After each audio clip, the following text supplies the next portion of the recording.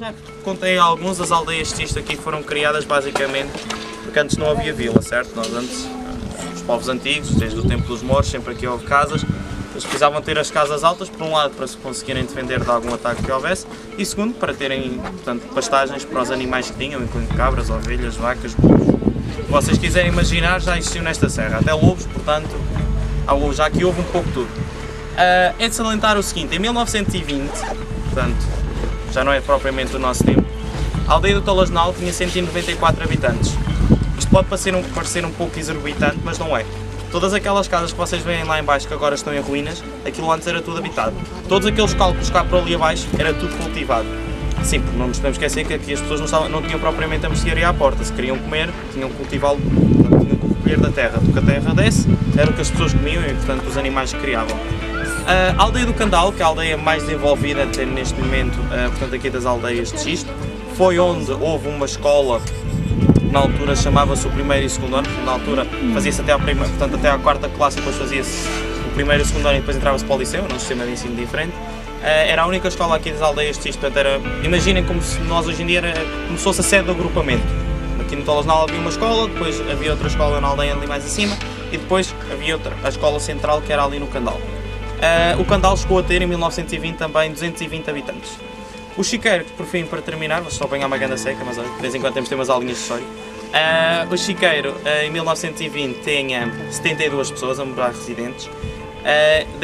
Tem a capela destas três aldeias, portanto, o Talasnal, o Casal Novo e o Chiqueiro, a capela é lá. O Gabriel há bocado referiu na Capela da Moura, é lá. A Casa da Moura é lá. A Fraga da Moura, nós não vamos ter a hipótese para lá passar, também é perto do Chiqueiro. É só de salientar no Chiqueiro, e agora puxando um pouco a brasa à minha sardinha, como foi dito lá em baixo pelo Zé Gomes, o meu avô é o único residente que está neste momento a viver com primeira habitação no Chiqueiro. O meu avô veio mantendo as tradições ao longo das gerações, foi passado a ele, foi passado quase todos os costumes. Ele mantém as tradições, vive praticamente com a terra já, não é 100%, os tempos mudaram, como é lógico, há estradas, há Alcatrão desde 2015, felizmente. E portanto nós neste momento no Chiqueiro é a única aldeia que ainda aqui à volta ainda tem o rebanho, e o rebanho, se eu não estou em erro, neste momento tem 125 cabeças de gado, fora os cabrititos pequenos. Portanto, isto é basicamente outra coisa e outra curiosidade. Ouvi muita gente a comentar que as pessoas antigamente eram muito pequeninas. As pessoas não eram pequeninas. Antigamente os mouros eram baixinhos. Os mouros no máximo chegavam a atingir 1,40 m de altura. Portanto não tinha sentido que as portas tivessem mais. Isto é estatístico, ao longo dos tempos as gerações vieram a aumentar, até que as portas das casas agora por lei são obrigadas a ter no mínimo 2 metros, portanto, porque as pessoas são grandes.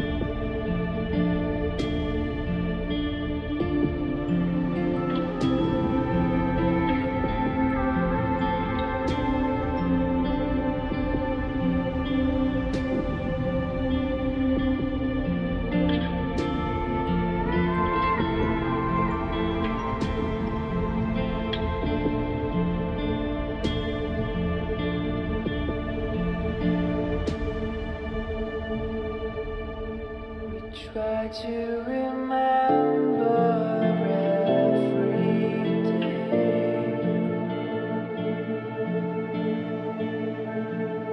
moments and memories that got away.